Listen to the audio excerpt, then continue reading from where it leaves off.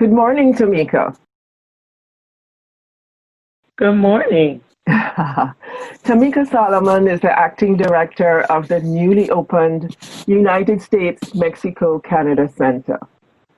Thank you very much, Tamica, for making the time to talk with me this morning on this very important day. I'm going to leave it to you to share with our listeners the importance of today, July 1st.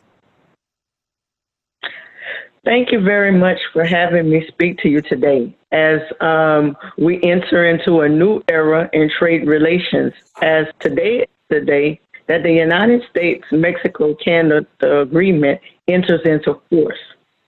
CBP is prepared for comprehensive and transparent implementation of the USMCA, and we are dedicated to working with the trade community. Very important day, as you said. So congratulations on this being in place and being ready to support the trade community with this transition. So please share the main purpose of the center. How will it serve the trade community and the broader public? So CBP launched the USMCA Center in March of 2020. With the purpose of serving as a one-stop shop for information concerning the USMCA. We are organizationally housed within CBP's Office of Trade, and our center includes subject matter experts from across CBP's offices and centers of excellence and expertise.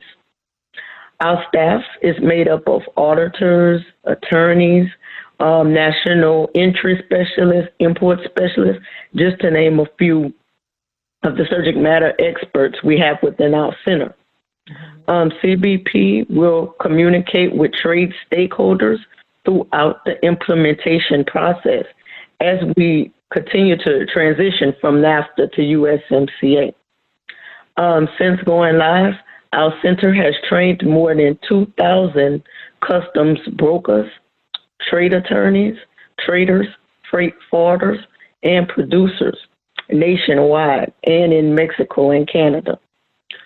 We are aggressively ensuring our ports and center personnel are trained, empowered to answer questions, address concerns, and questions at the local level. Our center website has a wealth of resources for the trade community, including a 24-hour chatbot that will answer questions related to the USMCA. We are your center, so whatever you need, please check with us. That's already very impressive. And so there is a separate website. Is there a URL for that center, or do you access it through cbp.gov? You access it through cbp.gov, and that email address is www.cbp.gov/USMCA. Okay, thank you very much. I'll be sure to put that in the information that accompanies this interview as it's shared with my listeners and readers. So please highlight key ways, if any, in which entry procedures onto USMCA will differ from those required under NAFTA.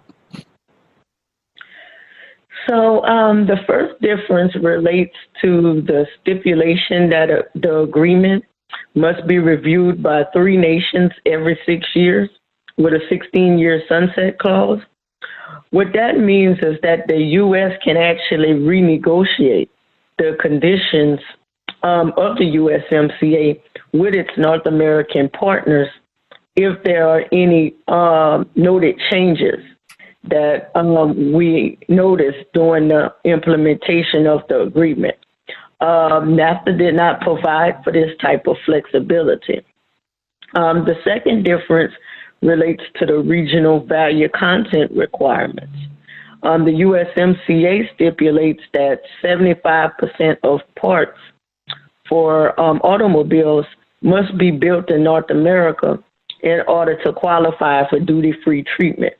This stipulation increased from 62.5% in NAFTA to the 75% under the USMCA. The third difference relates to the new labor value content requirement. Under this provision, new automotive goods will only receive preferential tariff treatment if the importer certifies that a certain percentage of the automobile's content by value is sourced from manufacturing facilities paying at least $16 per hour. The fourth difference relates to the increase in market access for dairy products. Canada will give higher access to American dairy products coming into the market by setting higher import quotas in the new agreement. The fifth difference relates to new stipulations. The U.S., Mexico, and Canada have agreed to the inclusion of new provisions on e-commerce and digital trade, which clearly did not exist in the 25-year-old NAFTA agreement. Okay, thank you very much. So some highlighting some key differences overall between the USMCA and in ways in which it has improved over, as you say, the 25-year-old NAFTA. So I have read that USMCA country of origin requirements have been simplified over what pertained under NAFTA. Is that something that you're able to address for us? Yes. Unlike NAFTA, there is no official certificate of origin for USMCA. The USMCA provides less stringent options, which is a certification of origin. The certification is less stringent than a certificate because any format is acceptable as long as it contains 9 data elements set out in the USMCA's Annex 5A and CBP's implementing instructions. And by the way, those have been updated and posted to our website as of yesterday, June 30th, 2020. These flexibilities provide additional flexibility to the trade, and we believe that it eases their ability to comply with the origin rules. Okay, thank you very much. So again, another important difference that between USMCA and NAFTA. You mentioned provisions, one of the improvements of USMCA over NAFTA as it relates to digital trade and e-commerce. Could you elaborate a little bit on that?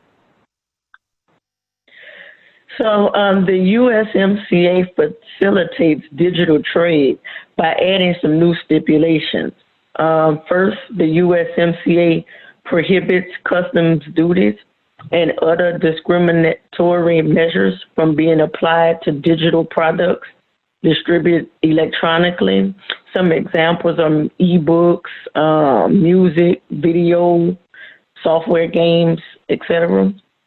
Next, the USMCA ensures that data can be transferred cross-border and that limits on where data can be stored and processed are now minimized. And we feel this enhances and protects the global digital ecosystem. The agreement also ensures that suppliers are not restricted in their use of electronic authentication or electronic signatures, thereby enhancing and protecting the global digital ecosystem. The agreement also ensures that suppliers are not restricted in their use of electronic authentication or electronic signatures, thereby facilitating digital transactions. The agreement also limits the government's ability to require disclosure of confidential computer source code and algorithms to better protect the competitiveness of the digital supplier. Okay, so it's clear that the e-commerce community was very involved in and active in this negotiating process, and some important advances there to facilitate cross-border trade in that area. Are there any other key features of the USMCA itself, the agreement, that you believe it important to share? Yes, the USMCA is importer driven, where the importer is responsible, whereas NAFTA was exporter driven, especially when it came to verifications.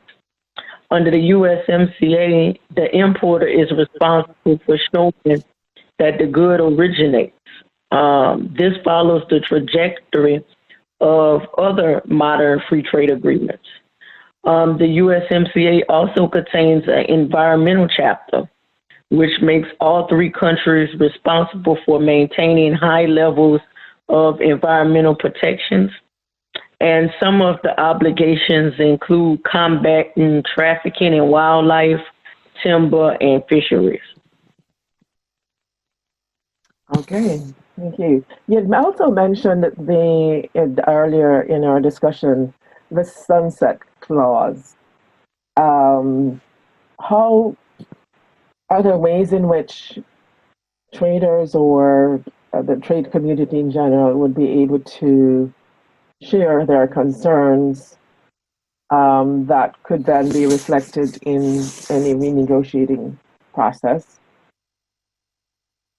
Well, we have different mechanisms from working with the trade. Our COAC group is very active, engaged. We have one specific general COAC group, and we also have one specific to the auto industry, where we actually hear from the various trade associations. So as a group, if we invite the trade to talk to us and communicate with us any concerns that they may have. Again, we can't guarantee anything related to specific changes in the regulation, but we can surely take those under consideration and advisement. Of course, of course. So turning to the implementation and transition period, will there be a grace period for traders to support their transition to USMCA, which begins today? And is the center anticipating the need to provide additional support during a particular period of this transition? Yes. So in order to provide the trade sufficient time to adjust to the new requirements, and in consideration of business process changes necessary to achieve full compliance, CBP may, in appropriate cases, show restraint in enforcement during the 6-month period after today's entry into force. During this period, importers are still required to exercise reasonable care when making a claim under the USMCA. This includes ensuring they are in possession of a complete and valid certification of origin at the time of making a claim and meeting all their record-keeping requirements. The USMCA Center does anticipate the need to provide additional support to traders, not only during the next few months, but we also plan to be here to support the trade during the next 3 to 5 years. That is great news, because change is always, even when it's good and really positive change, is always a bit challenging. So it's absolutely great to know that the center is in place, and as well to hear about this 6-month period of during which CPP has a discretion to work with the trade community. Now, my company is always, and myself personally, we're always very focused on our small to medium-sized enterprises and our entrepreneurs. So how can that group, which may not always be most active in some of the more visible trade communities, how can they communicate with the center to express interest in learning more about the provisions of the USMCA? We understand how big this endeavor is for small and medium-sized enterprises within the trade community.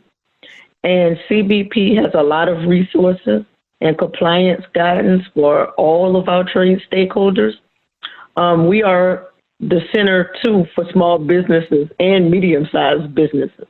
And we welcome you to engage with the USMCA Center. We have links to all our resources on our website.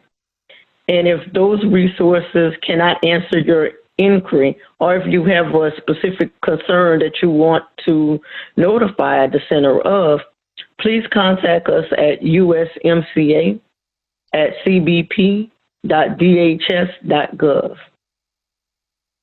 So that's USMCA at cbp.dhs.gov.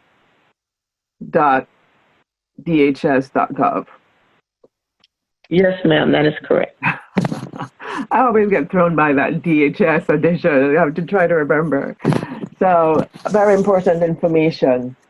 And so, finally, it would be great if you shared with listeners, many of whom are young women, your own career path towards your current position as acting director of the USMCA Center. What training, experience, or opportunities have been particularly valuable to you along this journey? Well, my story is simple. I decided on a career in public service with one goal in mind: to provide effective and efficient services to the public. In order to achieve that goal, I knew I had to educate myself on public service. I obtained my Bachelor of Science in Accounting, and I started to work for the state government of Louisiana out of college. I focused on being the best auditor and helping other auditors to achieve high levels of performance. I then went to graduate school where I studied public administration with the goal of understanding public policy and making key government decisions. So after 7 years of state service, I transitioned to federal service. I remained resilient in my goal of being the best and informally leading and guiding others. After a little over a year of federal service, I was promoted to my first formal leadership role. And that was after being recognized for being forward-thinking and results-driven. Remaining driven, I did not become complacent in my career. And I continued to push myself to learn and to do more within the federal government. I joined CBP in May of 2017 as an assistant field director for regulatory audit and agency advisory services. My formula remained the same. I continued to focus on continuous self-improvement and making the government better through my service. And I also began to empower my staff. It was during this period that I went back to graduate school and studied governmental accountancy. My role as the acting director for the USMCA Center is the result of me stretching my leadership skills further by venturing outside of the comforts of the audit arena. Prior to this point in my career, I had audited and oversaw over 100 audits related to government programs and trade agreements. When I was offered this position, I knew it was a risk. But I pushed myself to take that risk after reflecting on my original career goal of providing efficient and effective service to the public. I feel that with the USMCA Center, I am achieving my goal of service to the public, and that is why I feel proud to serve the trade community through this transition from NAFTA to USMCA. My advice to anyone listening is to have a purpose, set a goal to achieve that purpose, be the best at what you do, take risks, and remain resilient. Wow. Very inspiring. I mentioned women, but also, of course, a number of young people of color, because uh, we both we both represent that community.